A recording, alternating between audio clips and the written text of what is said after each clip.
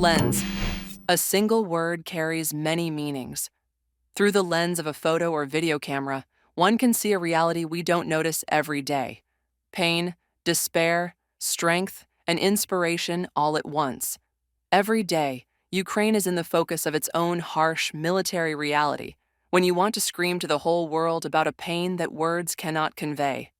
The War in the Lens competition, organized by the Communications Department of the Territorial Defense Forces Command of the Armed Forces of Ukraine, was dedicated to the work of journalists. It recognizes the contribution of Ukrainian media professionals in covering Russia's war against Ukraine. Winners in 9 categories were selected by a jury of military personnel who have experience working as journalists in civilian life. This year, the information partners of the War in the Lens Festival were the digital platforms of Ukrainian International Broadcasting, the Gaze and UATV English. It always seemed to me that journalism was somewhat overlooked, which is why we decided to create this festival to evaluate journalists' work. This is done so that the materials about the war can be heard and seen by a larger part of humanity. 2 documentary films from Ukrainian International Broadcasting, Under the Sky and Sensitive Content, made it to the competition's shortlist. The film Under the Sky by Vadim Yermolenko won the competition. This award is not for me. It's for the camera operators who are the heroes of this film, who filmed it, for those who died and those who are with me, because these are the people of my life. It's family when you live with someone in a trench. This award is for the camera operators I love, who simply do their job, even though sometimes you have to die for it. The project's creators build a narrative about the country's fate through the portraits of fighters from the legendary 7th Company of the 72nd Brigade. The series is based on documentary footage filmed over 7 years, from 2017 at Zenit in Avdiivka to Vuhledar in 2023. The film uses unique footage shot directly on the front line by frontline camera operators and war correspondents. Dmytro Sanin's camera lens has repeatedly captured the heroes defending Ukraine. He himself risked his life to document the realities of the war. Dmytro Sanin is creating a documentary record of Russia's invasion of Ukraine.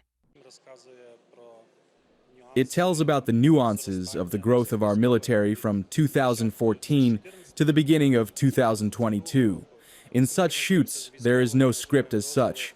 Each time, it's a new location. We prepare with the military, get permissions. When we went to shoot the first day of Under the Sky, it was Vuhledar. The military wrote to us that it was no longer ours. That is, we were already heading into enemy territory. Communication came through in time, and we were quickly redirected to a safe place. The 2nd international broadcasting film, Sensitive Content, presented at the competition, highlights the work of media professionals. This film, like Under the Sky, was also one of the winners of the artistic competition of the Multimedia Platform of Ukrainian International Broadcasting in 2023. The author of the idea, screenwriter, and director of the film was Volodymyr Rudik. Works containing sensitive content have become the component that prompts viewers to see, hear, and feel the echoes of the war. We wanted to choose the most diverse heroes.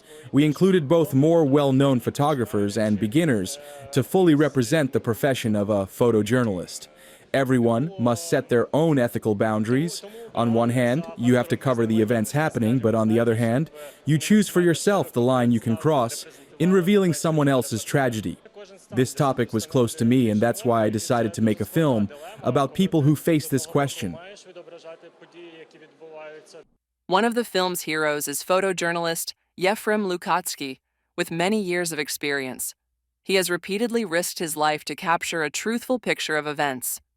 Over more than 3 decades, Yefrem Lukatsky's camera has documented the most significant upheavals in Ukraine, starting from the restoration of independence, as well as combat operations in Chechnya, Afghanistan, Iraq, the Gaza Strip, Transnistria, Uzbekistan, and Azerbaijan. During the full-scale invasion, the journalist remained true to his craft and stayed at the center of events. I spent several nights in the office because it's near the presidential administration. I opened the windows and listened for when the assault on the administration by paratroopers would start, so I could manage to capture something. My colleagues said I was crazy, that I'd get fired. Everyone left, and I stayed alone. According to the National Union of Journalists of Ukraine, 125 journalists and media representatives have been killed during the full-scale invasion in Ukraine. The profession of journalism remains one of the most dangerous in the world. Information has become a full-fledged weapon, and journalists are the first to convey the truth about the war.